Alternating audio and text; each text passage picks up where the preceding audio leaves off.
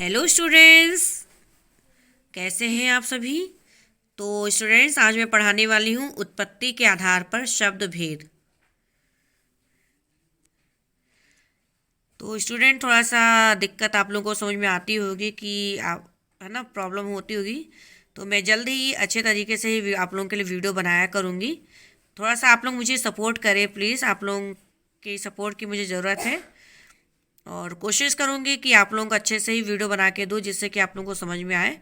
तो चलिए स्टूडेंट, बात कर लेते हैं उत्पत्ति के आधार पर शब्द भेद। हिंदी भारत की राजभाषा है और यह विश्व के एक बहुत बड़े भाग में बोली जाती है।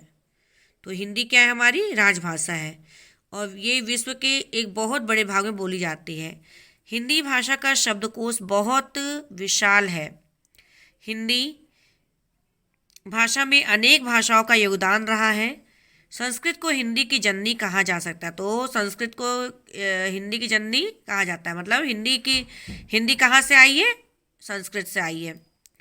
1000 ईस्वी के पश्चात 1000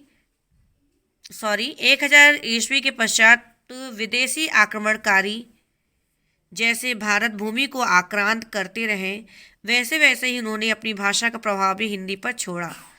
मुस्लिम आक्रमणकारियों के साथ ही उनकी भाषा अरबी फारसी ने भी हिंदी को प्रभावित किया। इसी प्रकार यूरोपियन भाषाओं जैसे डच, फ्रेंच, लैटिन, ग्रीक, अंग्रेजी, पुर्तगाली आदि भाषाओं के शब्द भी हिंदी में शामिल होते गए। इस प्रकार उत्पत्ति की दृष्टि से हिंदी भाषा में 4 प्रकार के शब्द हैं, जैसे कि देखें, तत्सम, तद्भव, विदेशी और देशज। तो हम समझ लेते हैं कि तत्सम शब्द होते क्या है। तो स्टूडेंट देखिए, ध्यान से सुनिएगा। तत्सम शब्द, यह शब्द 2 शब्दों के मिलने से बना है। तो तत्सम किससे मिला है, 2 शब्दों से मिलने से बना है। तत् प्लस सम। तत् का अर्थ होता है उसके और सम का अर्थ होता है समान, अर्थात उसके समान। तो किसके समान, संस्कृत भाषा के समान। तो किसके समान, संस्कृत भाषा के समान।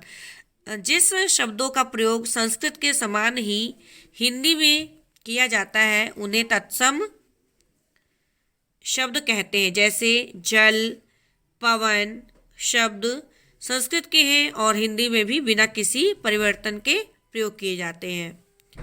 तो बच्चों, समझ में आया कि तत्सम क्या होता है। तत्सम जो होता है 2 शब्दों से मिलकर बना है, तत् प्लस सम, और तत् का अर्थ होता है उसके समान। तो किसके समान, संस्कृत भाषा के समान। मतलब कि जो शब्द संस्कृत भाषा के जो शब्द हिंदी में जो के त्यों प्रयुक्त किए जाते हैं वो होते हैं तत्सम। चलिए तद्भव जान लेते हैं। तद्भव शब्द, यह शब्द 2 शब्दों के मेल से बना है, तत् प्लस भव। तत् का अर्थ होता है उससे और भव का अर्थ होता है उत्पन्न होना, उत्पन्न होने वाले, अर्थात संस्कृत से उत्पन्न होने वाले। मतलब समझ में आ रहा है बच्चों कि तद्भव क्या होता है। तद्भव 2 शब्दों से मिलकर बना है, तत् प्लस भव। तो तत् का अर्थ होता है उससे और भव का अर्थ होता है उत्पन्न होने वाला। तो मतलब किससे उत्पन्न होने वाला, संस्कृत से उत्पन्न होने वाला। ठीक है। जिन शब्दों का निर्माण संस्कृत से बिगड़कर होता है उन्हें हम तद्भव शब्द कहते हैं।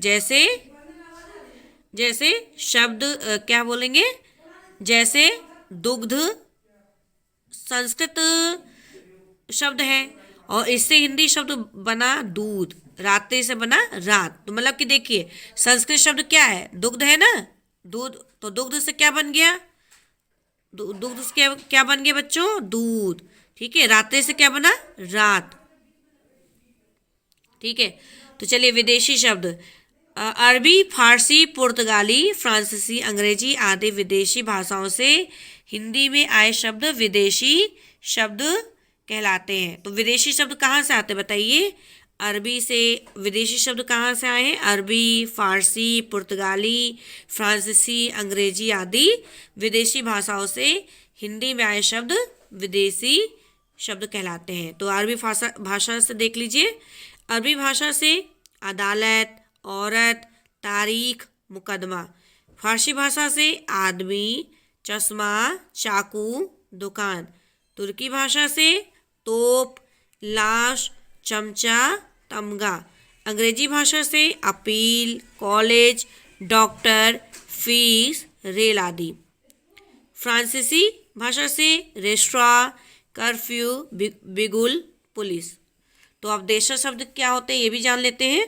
देशज शब्द होते हैं अपने देश की भाषाओं या बोलियों से बने शब्द देशज शब्द कहलाते हैं। तो अपने देश की भाषाओं या बोलियों से जो बने शब्द क्या होंगे, देशज शब्द कहलाते हैं। जैसे लोटा, जूता, पगड़ी, खटिया, सोटा आदि। ठीक है, तो बच्चों आज के लिए इतना ही। फिर हम मिलते हैं नेक्स्ट वीडियो में। और मुझे पता है आप लोगों को दिक्कत होती होगी थोड़ा सा, तो अभी थोड़ा सा मेरे पास साधन की कमी है, लेकिन मैं कोशिश करूँगी कि आप लोगों को अच्छे से अच्छे पढ़ा सकूँ। ठीक है बच्चों, आप लोगों को बस क्या करना है, मुझे थोड़ा सपोर्ट करना है। ठीक है, तो ठीक है बच्चों, बाय बाय।